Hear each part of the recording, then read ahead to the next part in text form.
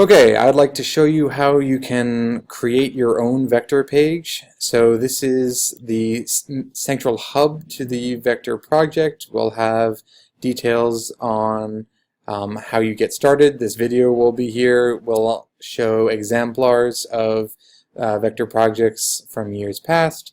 We will keep key resources available to you, and here's where you get involved.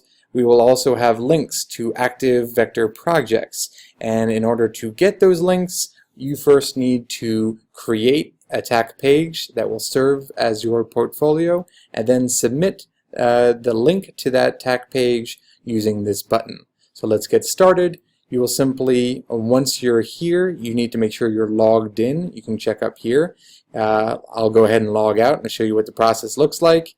Just you already have an account. If you just log in with your Google account, it's there. So you just click more sign up options and you log in with your Google account. Go ahead and log in with your school Google account and you should be all set. Check your icon up here. You notice mine's different, so I wasn't using my school Google account. I was being bad. I will click this green button and we will start with a blank canvas. That's fine. They all largely come out the same. So we'll start with a headline and maybe we'll say my vector project. Feel free to explore a lot of the options here. There's so many really cool things that you can look at.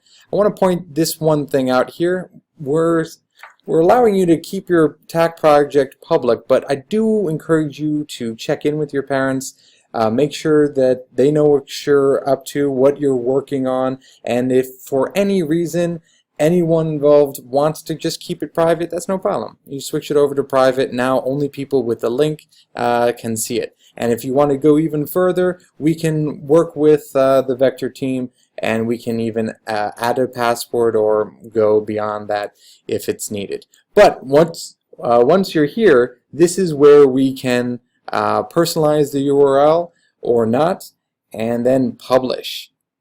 Once we're published, now you'll see, and let me bring this down so you can see, now I have a URL up here.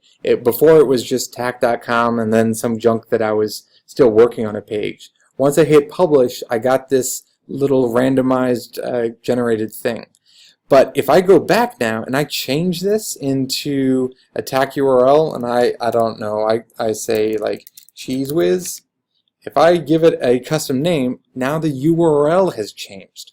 So if you submit one without customizing it, and then you later customize it, the URL changes, and we don't know where it is. So make sure that if you're going to customize the URL, you do it ahead of time so you don't throw us off.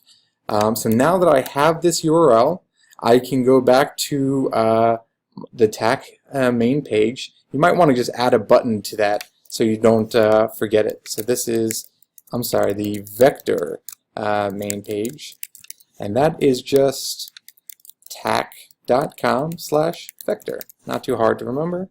We'll hit apply, and now I can hit that button and it'll always take me back here. Easy peasy. And now when I'm ready to submit my URL, I'm just going to submit my TAC link here. And now I just paste that right there. And I submit. And I'm all caught up and I've started my project. If you have any questions, please reach out to me, Mr. Adeletta, and the MS-107 after school. I'll be happy to walk you through this process.